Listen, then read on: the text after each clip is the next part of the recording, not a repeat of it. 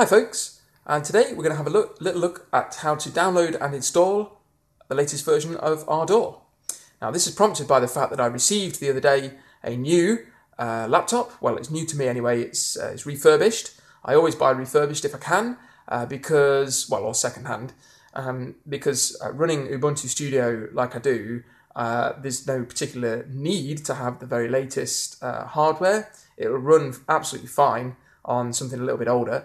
This is a Lenovo ThinkPad T410, and I bought it as a refurbished thing. It was quite a good price. It's Core i5, it's got 4 gig of RAM, which is more than enough for what I do with my recording studio computer.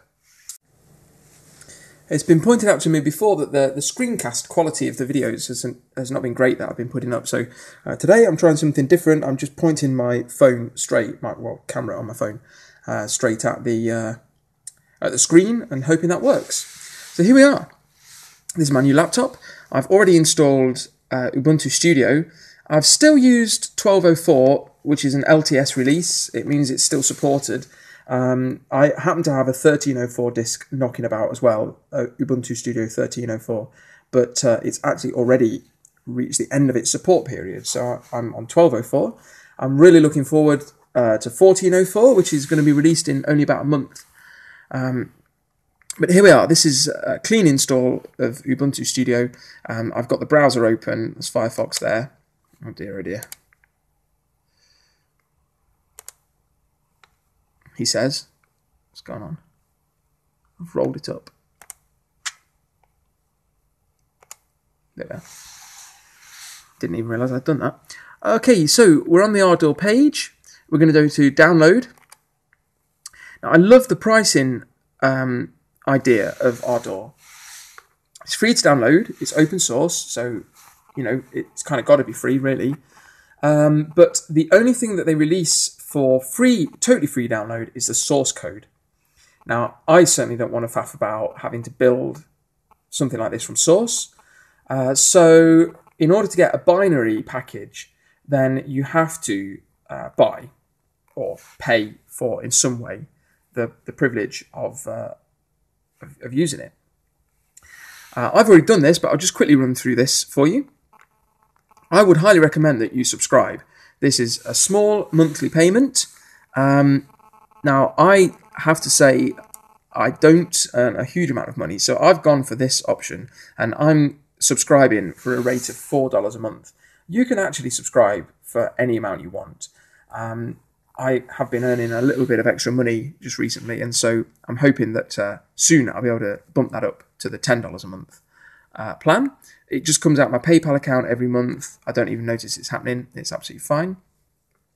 You can, doing it this way, you get to download always the latest version whenever you want. You can, if you want, buy, which is a one-time payment. You can choose what that payment is, but it only allows you to download the current version, not all the latest versions. So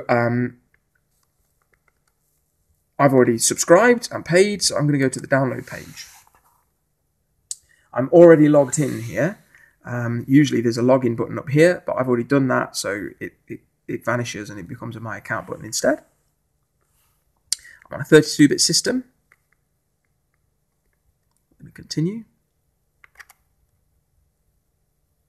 I do fulfill these requirements because I'm already on Ubuntu Studio.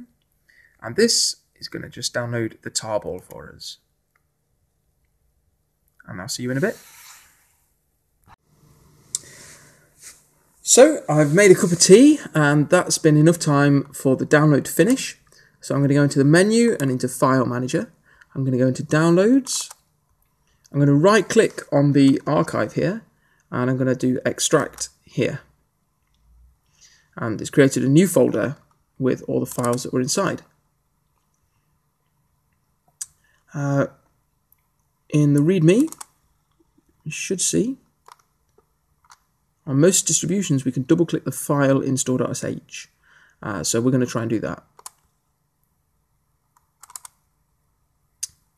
So it's asking us, do we want to run it or display it? If we display it, because this is a shell script. So if we display it, it will just be a text file, which lets us read what it says.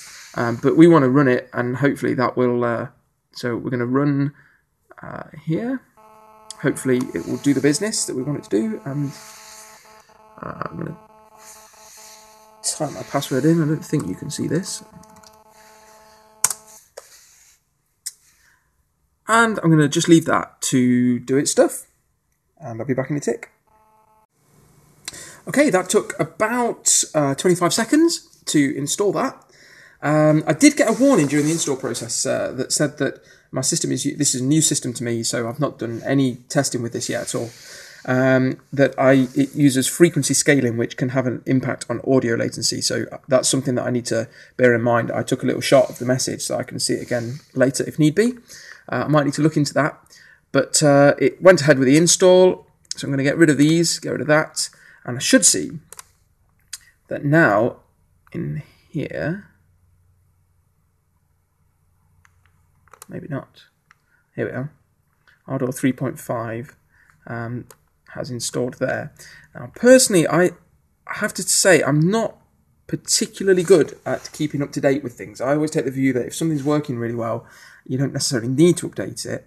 So actually, on my old computer, all the demos that I did on the old computer, I was using Ardour 3.01 or whatever it was. So this is quite a big jump in terms of upgrades for me. But now I have it here, it's on the desktop, and I can run that without any bother. I will put it down here later on so that I can run it from the dock down here. And that's it. That was paying for and installing the latest version of Ardour. I hope it was useful. See you next time, folks.